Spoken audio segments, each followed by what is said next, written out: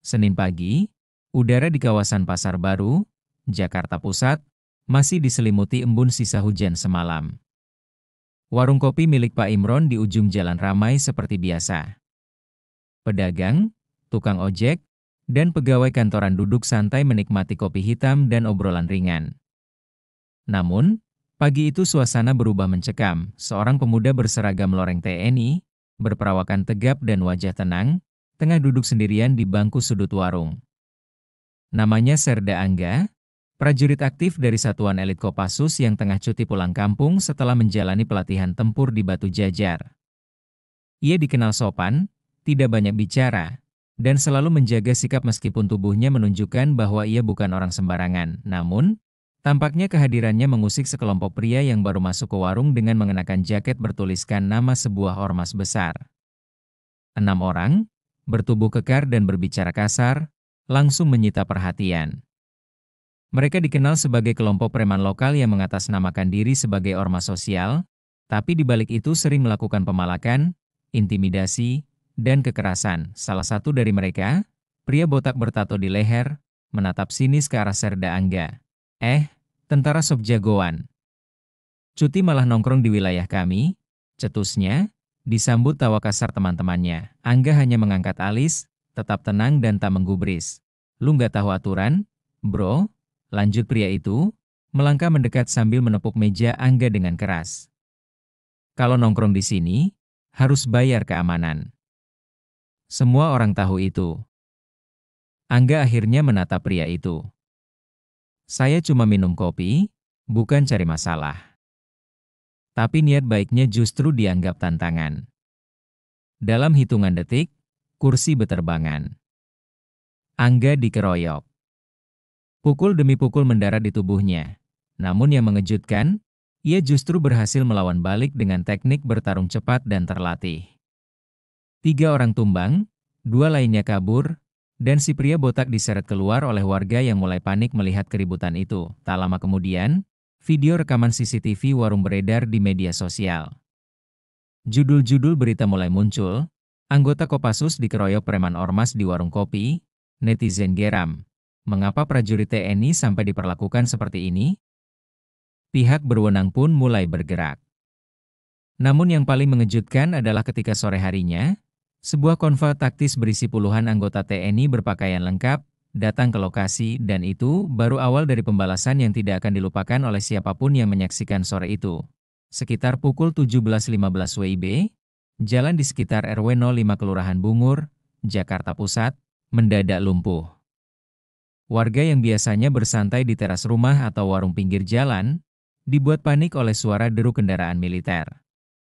3 truk TNI dengan logo khas Kopassus dan 2 mobil taktis menepi di pinggir jalan, lalu berhenti serempak, pintu-pintu terbuka.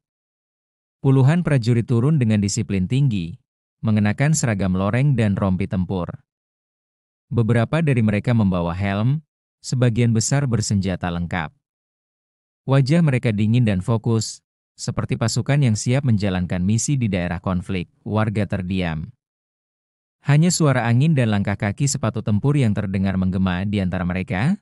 Berdiri seorang perwira muda berpangkat kapten, Kapten Bima, komandan tim reaksi cepat Kopassus dari Cijantung. Ia telah menerima laporan resmi dari markas tentang pengeroyokan terhadap Serda Angga, salah satu anak buahnya yang sedang menjalani cuti. Meski Angga tidak meminta bantuan, prinsip di satuan elit ini jelas, satu terluka, semua bertindak. Lokasi markas ormasnya di mana? Tanya Kapten Bima kepada salah satu babinsa yang telah lebih dulu melakukan pemetaan. Di gudang kosong bekas pabrik plastik itu, Pak. Mereka pakai itu sebagai sekretariat. Banyak warga udah lama resah, tapi takut melapor, jawab babinsa Sertu Darwis. Kapten Bima memberi kode. Tim bergerak. Langkah mereka terkoordinasi, masuk dari 3 arah. Di sisi lain, beberapa warga nekat merekam dari kejauhan dengan ponsel mereka, meski sembunyi-sembunyi. Sesampainya di depan markas ormas, suara musik dangdut keras terdengar dari dalam. Belasan pria duduk-duduk santai sambil main kartu dan mabuk minuman keras oplosan. Tak ada yang menyangka, dalam 30 detik berikutnya, hidup mereka akan berubah total. Semua tangan di atas kepala. Tiarap, teriak salah satu prajurit, kepanikan meledak. Gelas pecah, meja berhamburan. Ada yang coba melawan, langsung dibanting. Ada yang kabur, dikejar dan ditangkap. Tidak ada perlawanan yang berarti, karena pasukan Kopassus sudah bergerak seperti badai. Satu persatu preman itu diborgol dan digelandang keluar. Beberapa di antaranya masih dalam keadaan lebam akibat kejadian pagi tadi, termasuk si botak bertato. Ketika matanya bertemu dengan Serda Angga, yang kini berdiri di belakang barisan, ia tertunduk dalam diam. Wajahnya pucat pasi. Kapten Bima mendekat, menatap mereka tajam. Kalian berani menyentuh prajurit kami di tanah sendiri? Kalian pikir kami diam? Tak lama, aparat kepolisian dari Polres Jakarta Pusat tiba untuk melakukan pendataan. Para anggota ormas itu diserahkan resmi untuk diproses hukum. Namun warga sekitar tahu, hukuman moral yang mereka terima malam itu jauh lebih berat. Video penggerbekan itu viral. Judul-judul baru bermunculan, bukan main. Kopassus geruduk markas preman berkedok ormas, TNI tidak main-main. Serbu balik demi kehormatan prajurit, dan di balik layar, perintah langsung dari Pangkostrat sudah turun. Lacak semua jaringan yang terlibat. Ini belum selesai.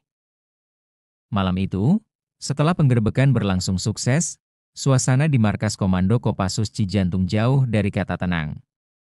Di ruang pertemuan khusus, beberapa petinggi satuan berkumpul, termasuk kolonel, infanteri, Yuda Wirawan, wakil komandan Grup 1 Kopassus.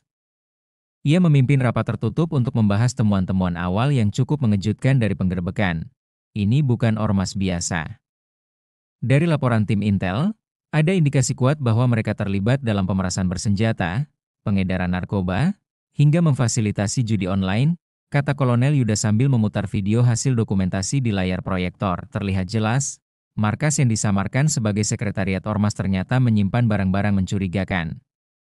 Puluhan kartu ATM bodong, 2 koper berisi uang tunai pecahan Rp50.000 dan Rp100.000, serta beberapa senjata api rakitan. Tapi yang paling membuat alis para perwira terangkat adalah satu benda kecil, kartu akses bertanda lambang salah satu partai politik besar. Ini artinya mereka punya backing. Kalau bukan dari oknum aparat, bisa jadi dari lingkaran kekuasaan sipil, ujar Mayor Haris, perwira Intel Kopassus yang ikut dalam rapat. Sementara itu, di tempat terpisah, Serda Angga sedang duduk di ruang perawatan barak, bahunya diperban akibat pukulan balok kayu saat dikeroyok. Meski luka ringan, matanya tetap tajam, dan semangatnya tidak sedikit pun goyah. Ia menerima kunjungan Kapten Bima yang masuk diam-diam. Kau bikin repot satu kompi, kata Kapten Bima setengah bercanda, sambil menepuk bahu Angga. Angga hanya tersenyum tipis. Maaf, Dan.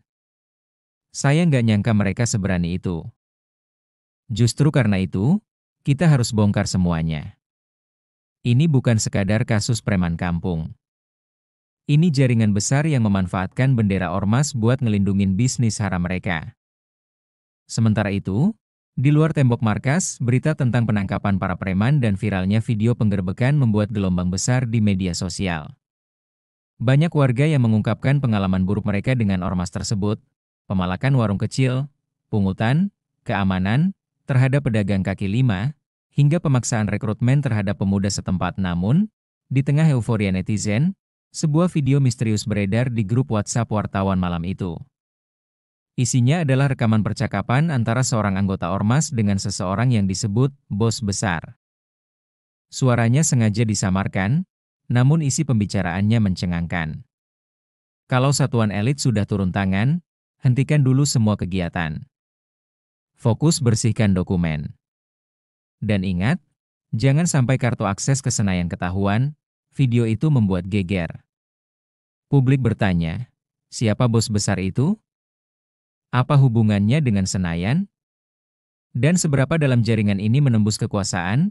Bagian 4 akan mengungkap sosok misterius di balik ormas tersebut dan bagaimana TNI mulai menggali lebih dalam jaringan gelap yang tersembunyi di balik bendera organisasi. Pagi hari berikutnya, suasana di gedung DPR MPR RI tampak seperti biasa.